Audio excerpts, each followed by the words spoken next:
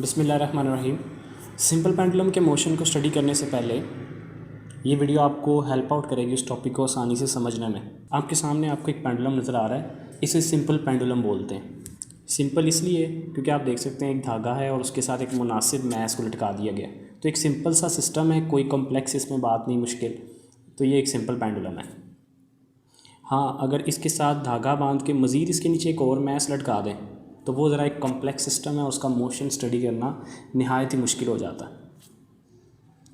तो एक पेंडुलम में कौन सी ऐसी फोर्स है जो इसे बार बार वाइब्रेट करवाती है अगर हम इसकी मीन पोजीशन से इसको डिस्प्लेस कर देते हैं। तो मैंने मीन पोजीशन से इसको लिया और मैक्सिमम फासले पर मैं इसको ले गया जितना मैं ले जाना चाहता हूँ।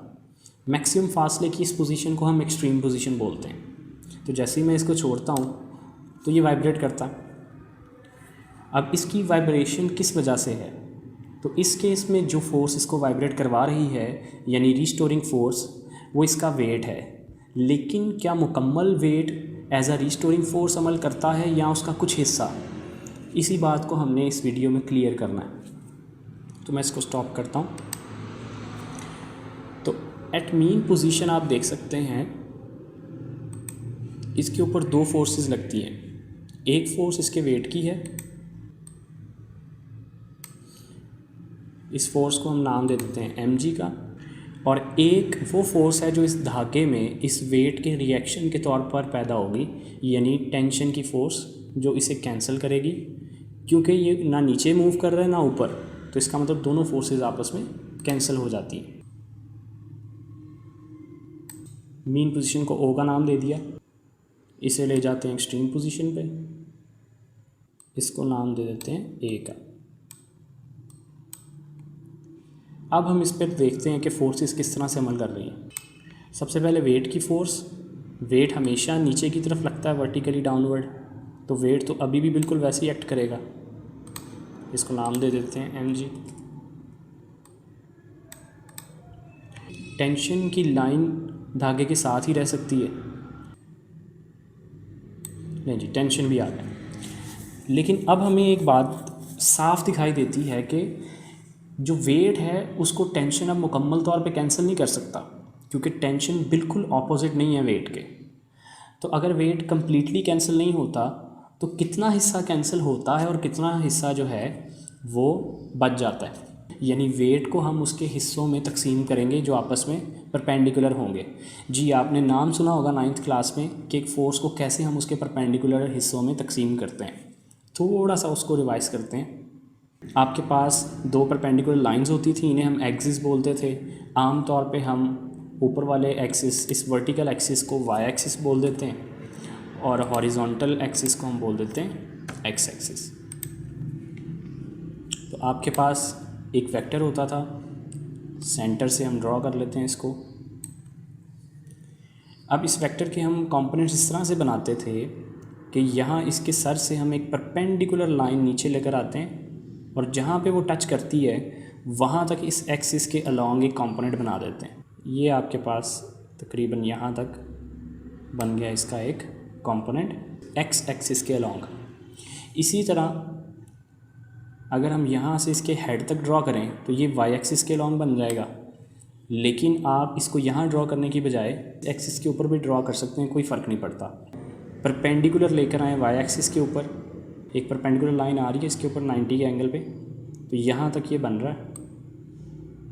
तो ऑलमोस्ट ये आपके पास आ गया इसका वाई कंपोनेंट। अब देखें, हर बार एक्सिस को एक्स वाई नाम दिए गए हों इसी तरह से, ये ज़रूरी नहीं है। तो हम अपने इन कंपोनेंट्स को किस तरह से फाइंड करते थे?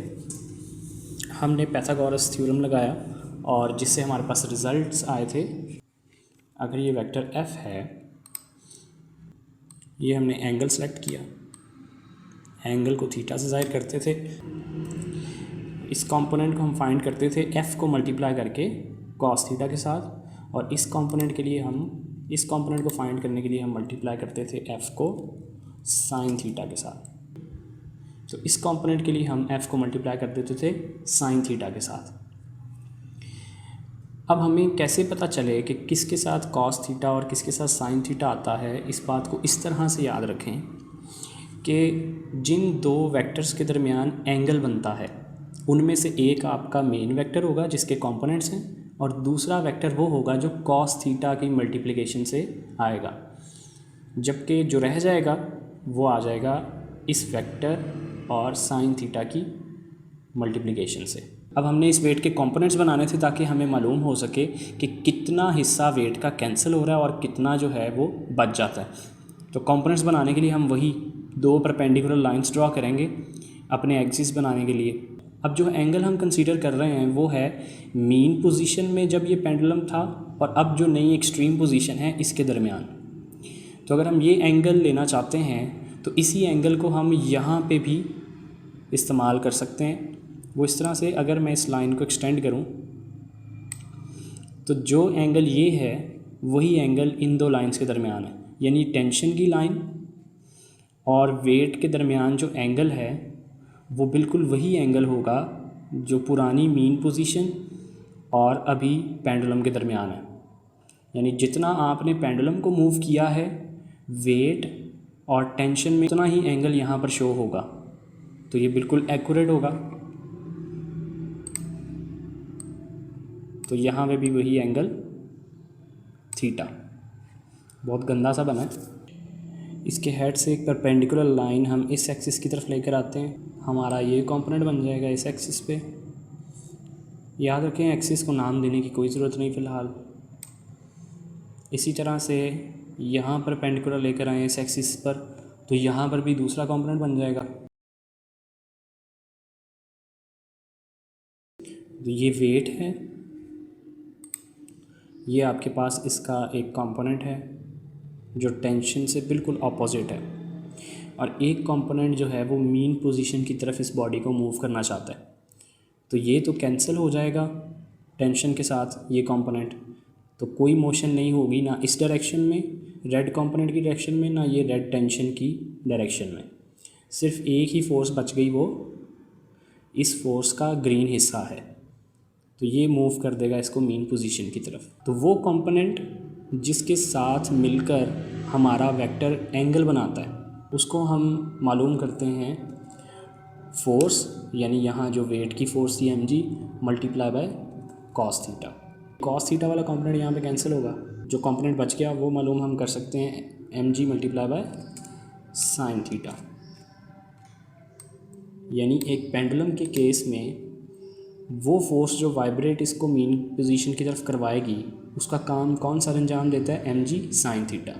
यानी वेट का mg sine theta component as a restoring force एक पेंडुलम में एक्ट करता है जो इसे मीन पोजीशन की तरफ लेकर आता है।